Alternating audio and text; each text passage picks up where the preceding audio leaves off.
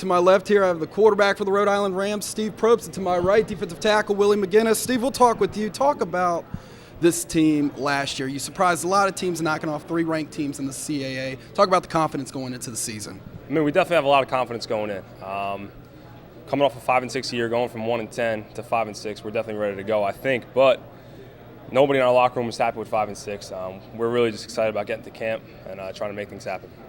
What are you guys going to have to do this year to get over that hump?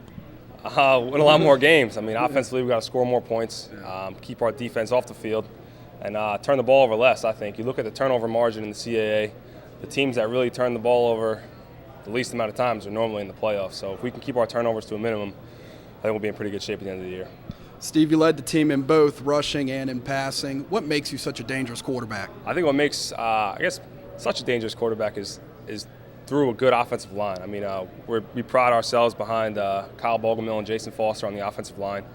And Coach I, who does a great job coaching the offensive line, so I wouldn't be anything without those guys. So, talk about some of the weapons that are going to be around you this season that are going to complement you in the offense. I mean, our receiving core is very deep. Anthony Baskerville, Billy Morgan, Brandon Johnson-Farrell, Ty Bynum, Trevor Turner, and we got some pretty good running backs as well. I mean, we got Io, Travis, and DeAndre, and we're pretty dynamic. So the one thing about the spread offense is being very dynamic, and you never know where the ball's going to come out. So we're very excited about our skill guys, and we're ready to go. How comfortable are you with the offense this year? You transferred from Hofstra. It was your first year in the league or for Rhode Island last season.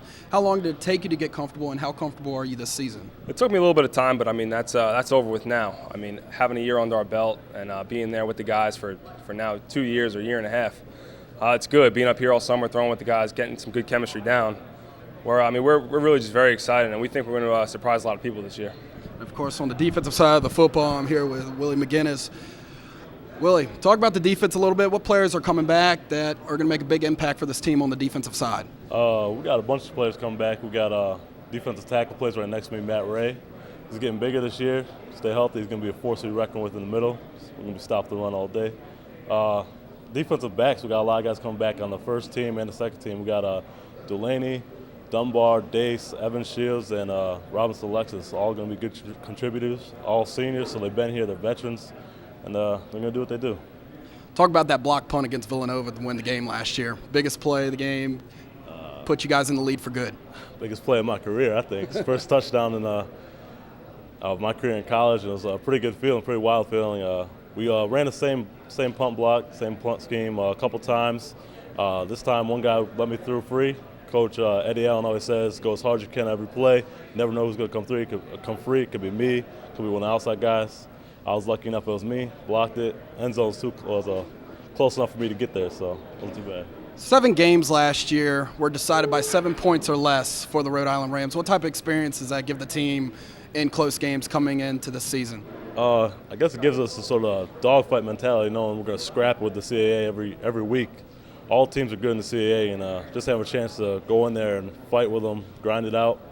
Having close games like that gives us a chance that we know we're right there. Got to do a little extra to put in more work, and we're going to come out on top.